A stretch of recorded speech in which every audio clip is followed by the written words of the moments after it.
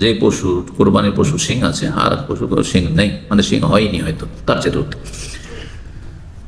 এই জন্য অনেকে বলেছে সাদা মুস্তাহাব, বেশি ভালো সাদা রঙের পশু, অথবা সাদা কালো, নবী সাল্লাল্লাহু আলাইহি ওয়াসাল্লাম যেহেতু করেছেন। কিন্তু না, এছাড়া আর অন্য করবো না, কালো করবো না, কালো হলে মাকরুহ, এমন কিছুই নেই, যে কোনো রঙ। কোরবানির ক্ষেত্রে সওয়াবের ভিত্তি হচ্ছে কিসের উপর? যত বেশি পরিমাণ গোস্ত হবে আর যত সুস্বাদু হবে তত বেশি ফজিলত। যাবাহুমা বিয়াদিহি, নিজ হাতে জবাই করেছেন, তার নিজে জবাই করা সুন্নাত। শুধু হুজুর জবাই করে গোটা গ্রামের কোরবানি, এটি বেদাতি তরিকা, বেদাতি তরিকা, এটি ব্রাহ্মণদের তরিকা, যে মন্দিরের পুজো পাঠের জন্য ব্রাহ্মণ ছাড়া আর অন্য কোনো কাস্ট দেওয়া হয় না। আরো তিনটি যে কাস্ট রয়েছে হিন্দুদের, তাদের অধিকার নেই যে মন্দিরকে পূজা করবে। ওই রকম গ্রামের হুজুর ছাড়া আর গোটা গ্রামের খাসি জবাই হবে না, কোরবানি জবাই হবে না, গরু জবাই হবে না। এগুলি আসলে বিদাতিদের আমল, এগুলি সুন্নাতের অনুসারীদের আমল না। নিজ হাতে নবী সাল্লাল্লাহু আলাইহি ওয়াসাল্লাম করেছেন।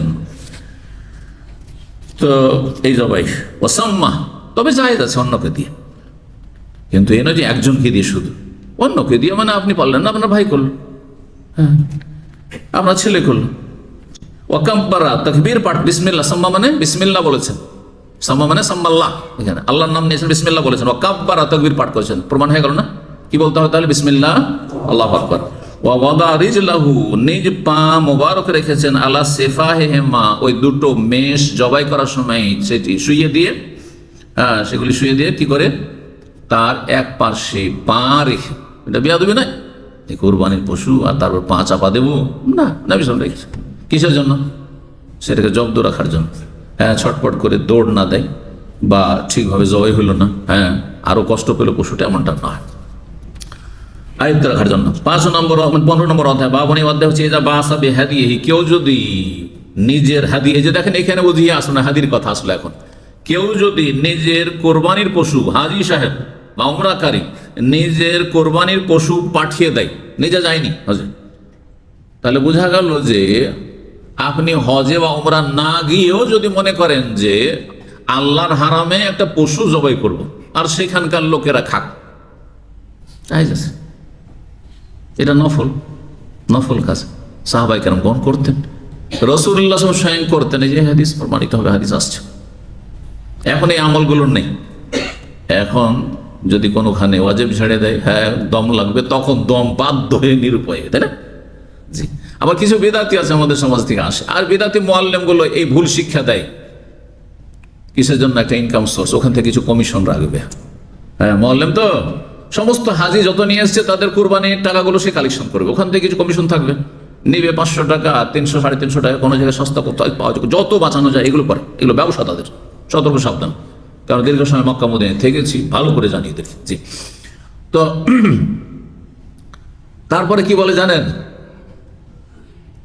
বলে যে কত যে ভুল হয়েছে, আর হয়তো ঘুমিয়ে থেকেছেন, তখন আপনি মাথা ঢেকে দিয়েছেন, আর শরীর থেকে কখনো পশম পড়ে গেছে, চুল পড়ে গেছে, সুতরাং আপনার এইসব ভুল ভাল মেলা কিছু হয়েছে, এই জন্য আপনি আল্লাহ পয়সা দিয়েছে, 2-4টা দম দিয়ে দেন, 2-4-5টা এমনিতে দম দিয়ে দেন। আপনি এই ধর্ম কোথায় আছে যে সন্দেহের ভিত্তিতে আপনি নিশ্চিত না যে আমার ওয়াজিব ছুটেছে, নিশ্চিত না যে ইহরাম বিপরীত কাজ হয়েছে, যে আমার আপনার ফিদিয়া ওয়াজিব হয়েছে, কিছুই নাই, শুধু সন্দেহের ভিত্তিতে কি জানি মেলা ভুল ত্রুটি হইতে পারে। আচ্ছা দেখেন, যতটা যত্ন নেয় হাজিরা আর উমরাকারীরা হজ উমরার ক্ষেত্রে, এর 4 আনা পরিমাণ যদি নামাজের যত্ন নিত, তাহলে জান্নাত পেয়ে যেত। চিন্তা করেন আপনি, নামাজের ক্ষেত্রে কোনো যত্ন নাই, আদাউস সালাহ, নামাজকে নষ্ট করেছেন আল্লাহ কোরআনে বলছেন। ওয়াত্তাবাউ শাহওয়াত, এরা কুপ্রবৃত্তির অনুসারী হয়েছে, গোলাম হয়েছে, মনের পূজারী এরা। ফাসাউফা ইয়ালকাউনা গাইয়া, এই জন্য জাহান্নামে যাবে। বুঝতে পেরেছেন? এটা আরেকটা বেদাতি তরিকা, যে হজ উমরার ক্ষেত্রে এত বাড়াবাড়ি, আর এটা ইরাক থেকে শুরু হয়েছে, আর এই ভারত উপমহাদেশ হাজিরা এরকমটা আরো বেশি। কি যে ভুল হয়েছে জানি না, শুয়েছিলাম জানি না, কারণ মহল্লামে বহুবার গিয়েছি, যার বলে এমন এমন প্রশ্ন করতে আসে, আমি শুয়েছিলাম, তারপরে ঠান্ডার সময় ছিল, এসি চলছিল, অথবা শীতকাল ছিল, তো জানি না কখন যে মাথা ঢেকে নিয়েছি, তো আমি কি করব? আরে আমি জানি না মাথা ঢেকে, তারপরে অজান্তে যদি হয় তো আল্লাহ তো ধরবেনই না। কোরআনের দুয়ায় আল্লাহ রব্বানা লা তুআখিযনা ইন আখতা'না, ঠিক কিনা? তো এটা এই বিদআত, এই বাড়াবাড়িটা কোথেকে গেছে জানেন? ইরাক থেকে গেছে। ইরাকের লোকেরা হুসাইন রাদিয়াল্লাহু তাআলা আনহুকে ডেকেছিল যে আপনাকে খলিফা মানবো, ইয়াজিদকে মানবো না, আসেন। বস্তা ভরা, চিঠিতে বস্তা ভর্তি হয়ে গেছিল, এত চিঠি তার কাছে এসেছিল। তিনি তাদের কথায় আস্থা করে গিয়েছিলেন, কিন্তু তারা গাদ্দারি করে রাতারাতি ইবনে জিয়াদের সাথ দিল, আর তারপরে তারাই খুন করেছে, আর তারাই তাদের অপরাধ ঢাকার জন্য তারাই মাতম করে যাচ্ছে আজ পর্যন্ত। বুঝতে পারছেন না? ওদেরই কেউ, মানে ওই ইরাকের এক লোক এসে আব্দুল্লাহ বিন ওমর রাদিয়াল্লাহু তাআলা আনহুমাকে হোসেন রাজা শহীদ হয়ে যাওয়ার পরে মেনার ময়দানে এসে জিজ্ঞাসা করছে যে এহরাম অবস্থায় কি মশা মারা যাবে বা মাছি মারা যাবে? মাছির কথা বাউদা, হ্যাঁ,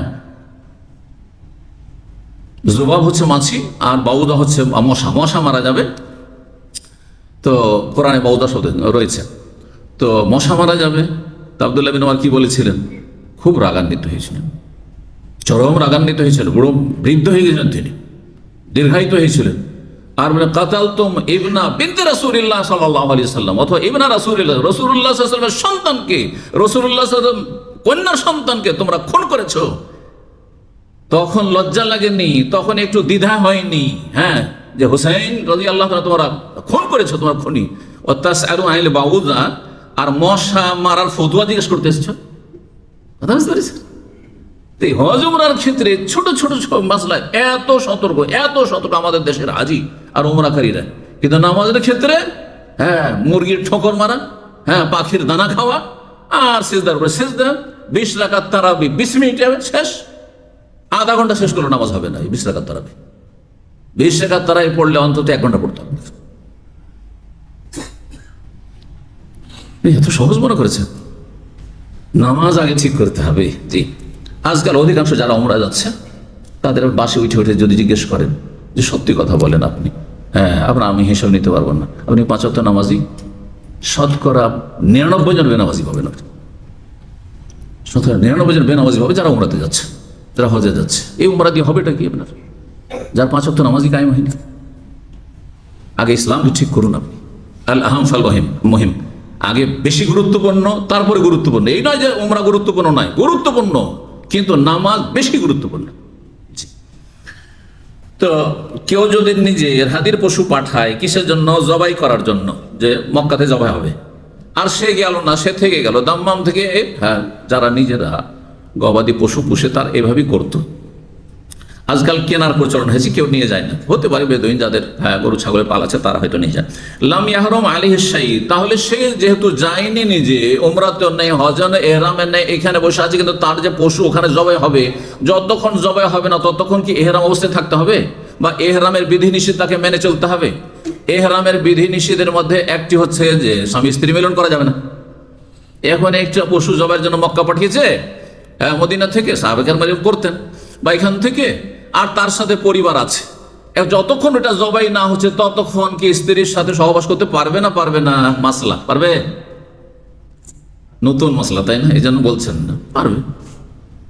কিন্তু সে যদি সে ধরেন নিজে নিয়ে গেছে অথবা পাঠিয়ে দিয়েছে, আর তার সাথে সে এহরাম অবস্থায় উমরাতে আছে অথবা হজে আছে, তো যতক্ষণ পর্যন্ত কি না হবে, পশু জবাই না হবে, ততক্ষণ পর্যন্ত হালাল হবে না। ওয়ালা তাহলিকু রুউসাকুম হাত্তা ইয়াবলুগাল হাদিয়ু মাহিল্লাহ, কোরআনে রয়েছে সূরা বাকারাতে। অতক্ষণ তোমরা মাথা মুন্ডন করে হালাল হবে না, অর্থাৎ ইহরামের বিধিনিষেধ মেনে চলবে, শুধু মাথা মুন্ডনের বিষয় না, স্বামী স্ত্রী সহবাস করবে যতক্ষণ পর্যন্ত তোমার হাদি কুরবানির পশু তার হালাল মানে জবাইয়ের স্থানে না পৌঁছে যাবে, মাহিল্লা। তো কোনো কিছু হারাম হবে না। 5566 নম্বর হাদিস বর্ণনা করছেন মাসরুক, প্রখ্যাত তাবেঈ। তিনি মা আয়েশা রাদিয়াল্লাহু তাআলা আনহার ছাত্র ছিলেন পর্দার আড়াল থেকে, যেহেতু গায়র মাহরাম নন মাহরাম ছিলেন, পর্দার আড়াল থেকে ইলম শিখতেন তারা। আর যারা মাহরাম ছিল তারা পর্দার ভিতরে গিয়ে শুনে, যেমন উরওয়া ইবনে জুবাইর, হ্যাঁ উরওয়া ইবনে জুবাইরের খালা হচ্ছে মা আয়েশা রাদিয়াল্লাহু তাআলা, খালার কাছে পর্দার ভিতরে গিয়ে মাসলা মাসাইল জিজ্ঞাসা করতেন বা দিন শিখতেন, হাদিস তার কাছ থেকে শিখতেন। কারণ আয়েশা রাদিয়াল্লাহু তাআলা আনহা সাহাবিয়াদের মধ্যে, সাহাবী নারীদের মধ্যে সবচেয়ে বড় ফাকিহ, বরং এই উম্মতের বড় ফাকিহ আলেমা ছিলেন। তো তার এলেমের তারা মুখাপেক্ষী ছিল। আর ঘরোয়া কিছু শরিয়ার এলেম রয়েছে যেগুলি মা আয়েশার কাছে ছিল, সেগুলো বাইরে কারো কাছে পাওয়া যেত না। যেগুলো স্বামী স্ত্রীর সম্পর্কে যে মাসলা মাসাইল, সেগুলি স্বামীর কাছ থেকে স্ত্রী যতটা জানতে পারবে বাইরের লোক জানতে পারবে অত ফ্রিয়ে। তো এগুলো শেখা অত্যন্ত জরুরি ছিল। আর এই বিষয়গুলি আয়েশা রাদিয়াল্লাহু তাআলা আনহা বা অন্যান্য সহধর্মীরা বর্ণনা করেছেন নবী সাল্লাল্লাহু আলাইহি ওয়াসাল্লামের। তো এক কথায় এই কথা এই জন্য বলছি যে আমাদের দেশের সহজ শিক্ষাপন্থী যারা সেকুলার, তারা এখানে মানুষকে কি করে, বিভ্রান্ত করে, হ্যাঁ, ধোকা দেয়, কানা কাহাই করে দেখায় যে আয়েশা রাদিয়াল্লাহু তাআলার কাছে তো পুরুষরা পড়তো, সুতরাং হ্যাঁ, মহিলা যদি প্রফেসর হয়, মহিলা যদি টিচার হয়, আর তার কাছে যদি লেখাপড়া করে আমাদের ছেলেরা সাবালক ছেলে, তো অসুবিধা দেখি, অসুবিধা নেই, পর্দা লাগানো থাকছে, পর্দা লাগানো থাকছে। হ্যাঁ, তারপরে ওর এলেমের কি প্রয়োজন আছে না? আমাদের কাছে বিকল্প আছে। মা আয়েশার বিকল্প ছিল না এলেম দেওয়ার জন্য, আর আমাদের কাছে পুরুষ, হ্যাঁ, ডিগ্রি হোল্ডার যারা শিক্ষিত, তাদের সংখ্যা মেয়েদের যেতে বেশি, তাদের কি চাকরি বেকার সমস্যা শেষ নেই। MA পাস করেও চাকরি পাই না, PhD করেও চাকরি পাই না, ঠিক না? এটা একটা দিক। আর তারপরে পর্দার আড়াল থেকে তারা লেখাপড়া করতো, এলেম শিখতো, মাসলা জিজ্ঞেস করতো। বুঝতে পারছেন না? এই জন্য মহিলার কাছ থেকে শিখবে, তখন পর্দা নেই। অথবা মাহারাম আছে, হ্যাঁ, মাহারামের এসে শিখছে, তাহলে পর্দা নেই। জি, মায়ের কাছ থেকে ছেলে, অথবা খালার কাছ থেকে বোনের ছেলে, ফুফুর কাছ থেকে শিখছে, তাহলে অসুবিধা নেই, ইত্যাদি। তো মাসরুক আসলেন আয়েশা রাদিয়াল্লাহু তাআলার কাছে, ফাকাল, আল্লাহ এসে বললেন, হাদিসে এখানে নাই, কিন্তু তাদের জীবনী সুস্পষ্ট যে তারা পর্দার আড়াল থেকে মাসলা আসতেন হুজরার কাছে। মা আয়েশার হুজরা মানে নবী সাল্লাল্লাহু আলাইহি ওয়াসাল্লাম কবর যেখানে ছিল, এসে জিজ্ঞাসা, ইয়া উম্মা, হে আম্মা, এই মাসলা বা এই সম্পর্কে নবী সাল্লাল্লাহু আলাইহি ওয়াসাল্লামের একটি হাদিস আমাদেরকে বলেন, কি মাসলা? এইভাবে তার পর্দার আড়াল থেকে জিজ্ঞেস করতেন। ইয়া উম্মাল মুমিনিন বলছেন, কখনো ইয়া উম্মা বলতেন, মানে হে আমার আম্মা, আর কখনো বলতেন মুমিনদের মা। জি, কারণ নবী সাল্লাল্লাহু আলাইহি ওয়াসাল্লাম মুমিনদের মা। ইন্না রাজুলান, জনৈক ব্যক্তি, ইয়াবআসু বিল হাদি, নিজের কুরবানির পশু পাঠায়, ইলাল কাবা, কাবার উদ্দেশ্যে পাঠায়, ওয়াজলিসু ফিল মিসর, এবং শহরে থেকে যায়। মিসর মানে ওই মিসর না, মিসরের যে কোনো শহরকে বলা হয়। যেন মদিনা একটি শহরও আছে, আর যে কোনো শহরকে কি বলা হয়? মদিনা বলা হয়। এই দম্মাম মদিনাতুদ দম্মাম, রিয়াজ মদিনাতুর রিয়াজ, মদিনাতুদ দাক্কা, বুঝতে পারছেন না? ঢাকা সিটি। তো ওই রকম মেসের, ওই রকম মদিনা শব্দের মধ্যে মদিনা মানেও সিটি হয়, আর মেসের মানেও শহর, সিটি হয়। তো কোন ব্যক্তি নিজ শহর থেকে গেল, ফাইউসি, আর কাউকে ওসিয়ত করলো যে আমার পশুটা নিয়ে চলে যাও, তুমি তো মক্কা যাচ্ছ, পশুটা নিয়ে চলে যাও, মক্কা জবাই করে দেবে।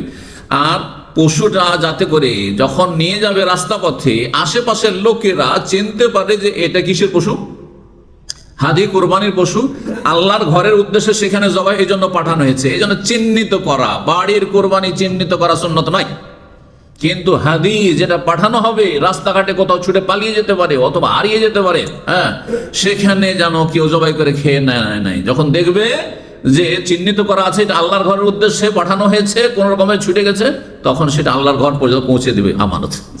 এই জন্য এখন কোন ভক্ত যদি বলে যে কোরবানির গলাতে মালা দেওয়া এটা হচ্ছে পরিত্যক্ত সুন্নাত, তার ভুল হলো না? বাড়ির কোরবানি না, এটা কিসের কোরবানি? আচ্ছা, তাও আপনি যখন মক্কায় কিনে জবাই করছেন তখন না, যখন কিনলাম তো আগে একটা মালা পরাই, তাই করবেন নাকি? না, যখন পাঠাচ্ছেন, এখান থেকে পাঠাচ্ছেন তখন, মদিনা পাঠিয়েছেন নবী সাল্লাল্লাহু আলাইহি ওয়াসাল্লাম তখন, যাতে রাস্তাঘাটে হারিয়ে গেলে চেনা যায়। একটা মালা পরিয়ে আর একটি ইশআর করে, মানে ডান আপনার চূড়া ডান দিকে একটু জখম করে দেওয়া হয়তো, আর রক্ত একটু সামান্য বেরিয়ে গেলে তারপরে তাতে সেটাকে করে দেওয়া হয়তো, মুছে দেওয়া হয়তো, আর চেনা যেত যে হ্যাঁ এই জায়গাটা একটু কাটা, হালকা কাটা, যাতে বেশি কষ্ট না পায়, আর একটু রক্ত লেগে আছে, তার মানে এটা হাদির পশু, এটা সাধারণ কোনো পশু না। তো